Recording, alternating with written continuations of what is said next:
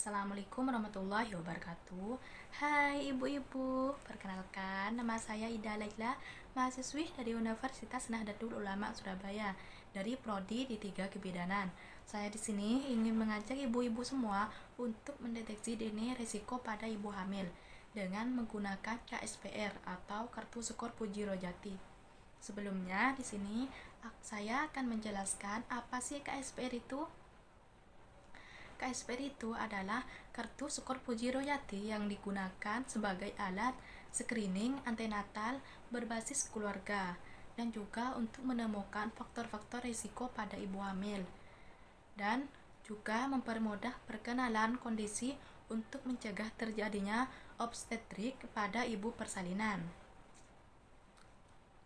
Selain itu, KSPR itu dibuat oleh Puji Rojati pada tahun 1992 yang disusun secara format sederhana agar mempermudah kerja tenaga kesehatan untuk meng-screening ibu hamil dan mengelompokkan ibu hamil dalam kategori sesuai keterapan dengan metode scoring sehingga dapat menentukan intervensi pada ibu hamil.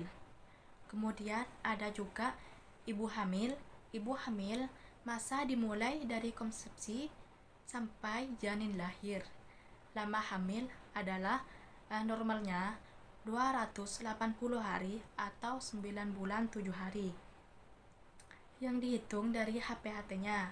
Sedangkan secara medis, kehamilan dimulai dari pembuahan sel telur wanita oleh spermatozoa pihak laki-laki untuk memelihara dan meningkatkan kesehatan maternal selama hamil. Ibu dianjurkan untuk mengunjungi bidan atau dokter untuk mendapatkan pelayanan kesehatan yang disebut dengan anternal. Kehamilan juga merupakan proses yang alamiah yang selalu dinantikan oleh sepasang suami istri karena diharapkan menghasilkan penurunan sebagai generasi penerus yang sehat dan memperpanjang kehidupan sebuah keluarga. Tetapi tidak semua kehamilan dan melalui proses persalinan dengan normal. Karena kehamilan dapat berkembang mengalami masalah atau komplikasi setiap saat seperti hyperemesis gravidarum dan abortus. Nah, berdasarkan sesuai skor menjadi 3 skor. Pertama, kehamilan risiko rendah atau disebut dengan KRR dengan skor 2. Kemudian yang kedua ada kehamilan risiko tinggi yang disebut dengan KRT dengan skor 6 sampai 10. Kemudian yang terakhir ada juga kehamilan risiko sangat tinggi yang disebut dengan KRST dengan skor lebih dari 12. Itu semua resiko kepada ibu hamil. Kemudian ada juga kelompok 1 dan kelompok 2. Kelompok 1 itu yaitu ada resiko ada potensi resiko atau resiko gawat. Kemudian yang kelompok kedua ada risiko gawat, kemudian ada tanda-tanda bahaya. Ada tanda-tanda bahaya kepada ibu hamil. Yang pertama, tidak nafsu makan atau muntah terus, kemudian demam tinggi, setelah itu ada juga pendarahan, kemudian ketuban pecah sebelum waktunya, kemudian ada juga pembengkakan di daerah badan. Kemudian, skor Rojati ini diberikan kepada saat ibu datang atau saat ibu melakukan kunjungan atau saat ibu mengalami keluhan. Skor Rojati ini diperiksa di trimester 1, 2, dan 3. Di trimester 1 ini dari 0 sampai 13 minggu atau 3 bulan. Kemudian yang trimester 2 dari 14 sampai 26 minggu atau 6 bulan. Kemudian yang terakhir trimester 3 dari 27 sampai 40 minggu, itu 9 bulan atau 9 bulan. Kemudian semua ibu hamil diberi dengan skor 2 sebagai skor awal. Sekian dari saya. Apabila ada kesalahan, saya mohon maaf. Wassalamualaikum warahmatullahi wabarakatuh. Dadah ibu-ibu. Assalamualaikum warahmatullahi wabarakatuh. Halo semua, halo ibu-ibu, bunda-bunda, bagaimana kabarnya? Perkenalkan, nama saya Islam Dwi Lianti, mahasiswi D3 Kebidanan Universitas Nahdlatul Ulama Surabaya. Kali ini saya akan memberikan informasi kepada ibu-ibu tentang bagaimana cara mendeteksi sedini mungkin resiko pada ibu hamil menggunakan metode KSPR. Sebelumnya kita perkenalan dulu ya, apa itu KSPR? KSPR yaitu kepanjangan dari skor Puji Rohijati, yaitu alat screening yang digunakan untuk mendeteksi sedini mungkin resiko pada ibu hamil yang berbasis keluarga. Alat ini juga tujuannya untuk memberdayakan ibu hamil, keluarga, suami, serta lingkungan di sekitarnya untuk saling peduli dan membantu untuk kesiapan mental, biaya, transportasi untuk melakukan rujukan sesuai kebutuhan pada ibu hamil. Skor Puji Rohijati sendiri ini digunakan pada saat awal kunjungan pertama dan pada saat ibu mengalami keluhan. Dilakukannya bisa mulai dari trimester pertama 0-13 minggu atau 3 bulan, pada trimester kedua 14-26 minggu atau 6 bulan. Selanjutnya pada trimester 3 27-40 minggu atau 9 bulan. Jumlah KSPR sendiri ini dibagi menjadi 3, yaitu yang pertama ada kehamilan risiko rendah atau KRR yang dengan skor awalnya 2. Selanjutnya ada yang kedua itu ada kehamilan risiko tinggi atau KRT, kita beri nilai skor 4-10. Selanjutnya yang ketiga ada kehamilan risiko sangat tinggi atau KRST, kita beri nilai skor lebih dari 12. Selanjutnya ada juga batasan-batasan risiko yang diklarifikasikan menjadi 3 bagian, seperti yang ada di gambar berikut ini.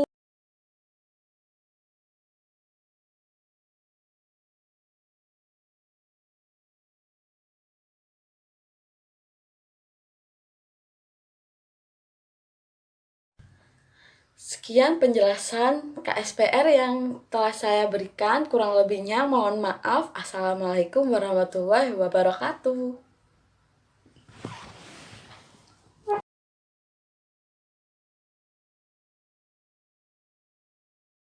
Assalamualaikum, halo semua, halo ibu-ibu, bunda-bunda. Bagaimana kabarnya hari ini? Perkenalkan, nama saya Mutia Lindaswari. Saya mahasiswi S1 Kebidanan Universitas Nahdlatul Ulama Surabaya. Hari ini saya akan memberikan informasi kepada ibu-ibu bagaimana cara mendeteksi secara dini mengenai preeklamsia pada ibu hamil. Sebelumnya kita kenalan dulu ya mengenai preeklamsia.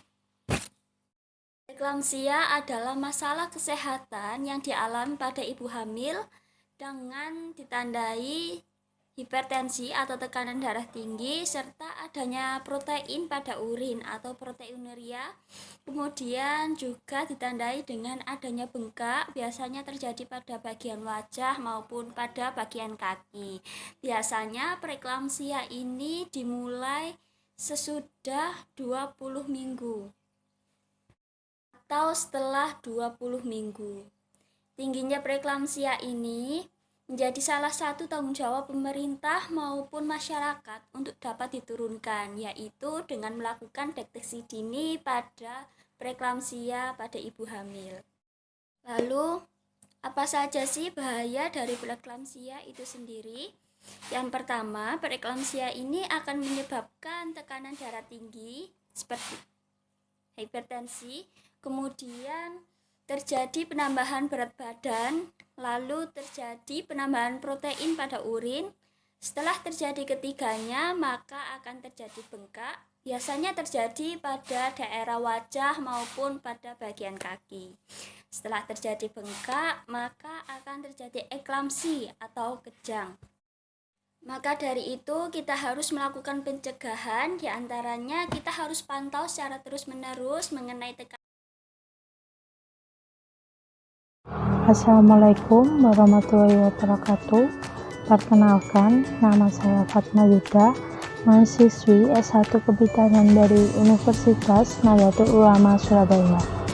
Di sini saya akan menjelaskan tentang deteksi dini COVID-19 pada ibu hamil. Sebelumnya, apakah COVID-19 itu?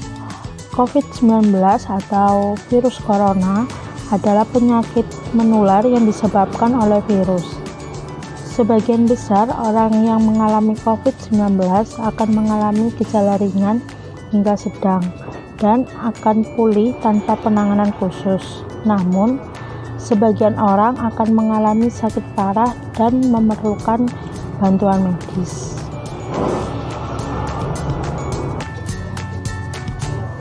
Sejak kasus pertama infeksi COVID-19 dilaporkan dari Provinsi Wuhan, Cina pada 12 Desember 2019, penyakit ini sudah menyebar dengan sangat cepat dan menjadi pandemi ke hampir seluruh dunia, termasuk di Indonesia.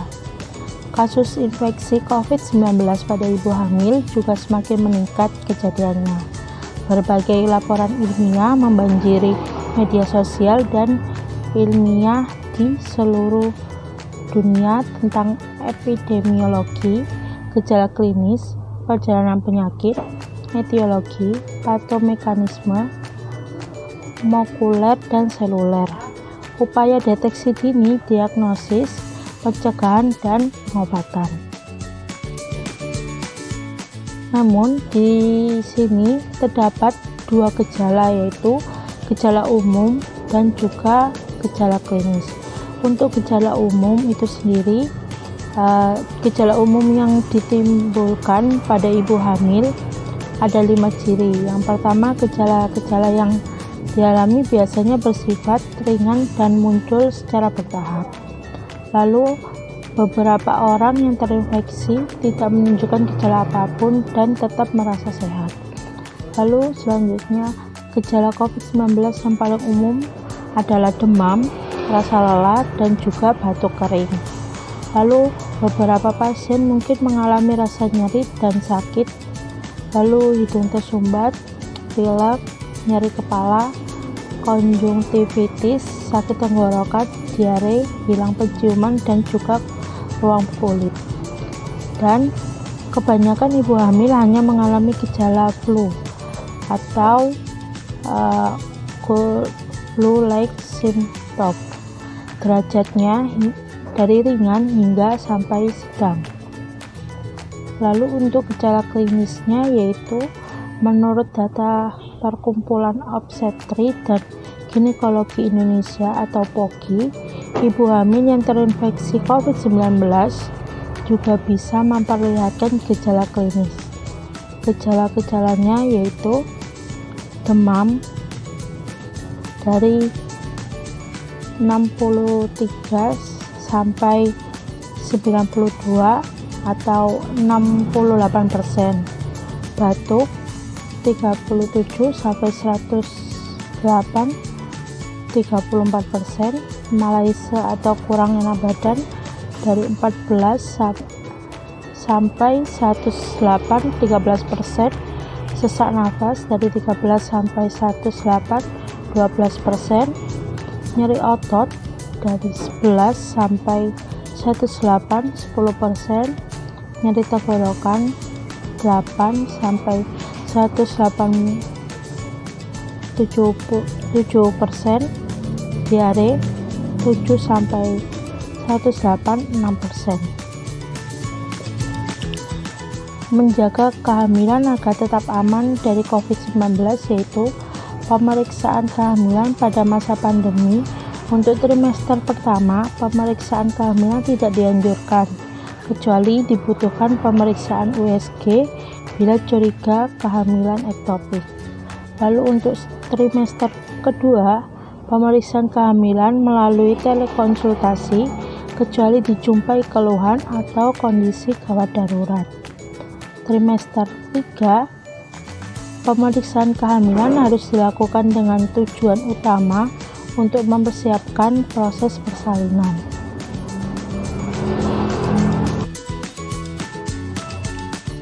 Kondisi gawat darurat yang menyebabkan ibu hamil harus melakukan pemeriksaan kehamilan adalah yang pertama, mual muntah hebat, pendarahan banyak, gerak janin berkurang, ketuban pecah, nyeri kepala hebat, tekanan darah tinggi, kontraksi berulang, dan juga kejang. Lalu yang kedua, ibu hamil dengan penyakit diabetes mellitus, preeklamsia berat, pertumbuhan janin terlambat, dan ibu hamil dengan penyakit penyerta lainnya atau riwayat obstetrik. Untuk kondisi janin pada ibu hamil yang terkena COVID-19, ibu hamil yang terinfeksi COVID-19 tidak harus melakukan operasi sesar. Cara melahirkan bisa dilakukan secara normal dan berdasarkan keinginan ibu serta indikasi kebidanan. Informasi mengenai virus corona pada ibu hamil simpang siur seperti janin yang prematur, cacat pada janin terinfeksi, dan sebagainya. Berdasarkan fakta, sejauh ini tidak ada efek yang ditimbulkan pada bayi. Para ahli juga belum mengetahui apakah bayi tertular virus pada waktu sebelum, selama, ataukah setelah melahirkan. Jadi, ada beberapa kemungkinan setelah melahirkan, bayi yang terinfeksi COVID-19 yaitu memiliki gejala ringan atau tanpa gejala dan sembuh. Namun ada beberapa laporan bayi yang baru lahir bisa terkena COVID-19 dengan gejala yang parah. Untuk mencegah resiko tersebut, sebaiknya ibu dan bayi dirawat terpisah. Namun, ibu masih bisa memberikan ASI kepada bayi. Salah satu caranya ialah dengan cara memompa ASI atau pumping agar tidak terjadi kontak langsung antara bayi dengan ibu. Pada saat memompa ASI, ibu harus menggunakan masker dan mencuci tangan menggunakan sabun dan dengan air mengalir untuk menghindari virus yang menempel di peralatan pumping atau masuk ke air susu. Lalu ada beberapa catatan penting pasca persalinan atau setelah persalinan, yaitu adalah ibu tidak diperkenankan melakukan inisiasi menyusui dini atau IMD, dan juga bayi dirawat di ruang isolasi. Tidak diperkenankan rawat gabung dengan ibu agar bayi tidak terkontaminasi oleh virus COVID-19 dan juga menghindari kontak fisik yang dapat mengakibatkan tertular COVID-19. Sekian informasi dari saya, kurang lebihnya mohon maaf. Wassalamualaikum warahmatullahi wabarakatuh.